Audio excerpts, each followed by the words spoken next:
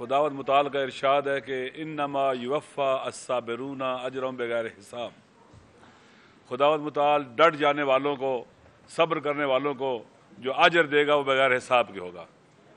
پاکستان کی تاریخ میں پی ٹی آئی کے ورکرز نے، لیڈرشپ نے صبر کرنے کی، مقاومت کرنے کی، ڈٹ جانے کی ایک تاریخ رقم کی ہے، اور یہ سلسلہ ابھی تک جاری ہے.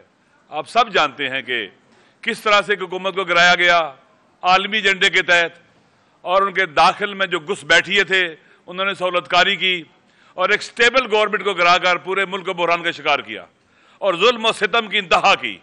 تمام غیر قانونی اور غیر آئینی اقدامات کیے گئے اور ہتھکنڈے کیے گئے کہ لوگوں کو ڈرا دیں، خوفزدہ کر دیں، مایوس کر دیں، اور اس طرح سے ان کا جو ایپیسوڈ ہے وہ کامیاب ہو جائے.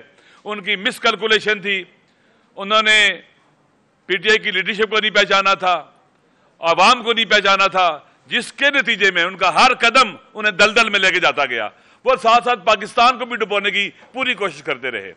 انتظار تھا الیکشن کا، غیر آئینی طور پر الیکشن کو ڈیلے کیا گیا، غیر قانونی طور پر الیکشن کو ڈیلے کیا گیا، اور جب منعقد کرنے کا وقت ہے تو آپ دیکھیں کتنے بے ڈھنگے انداز سے، کتنے غیر قانونی، غیر آئینی طریقے سے الیکشن کو انہوں نے منعقد کیا.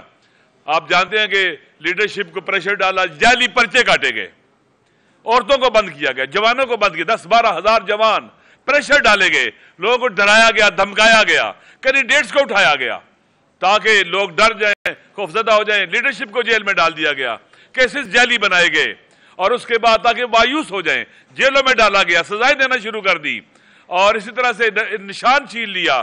آزاد امیدواروں کو بھی ڈرایا گیا، دھمکایا گیا تاکہ کئی نشان ہوں گے، لوگ دھوکہ کھا جائیں گے، نا امید ہو جائیں گے، نہیں آئیں گے.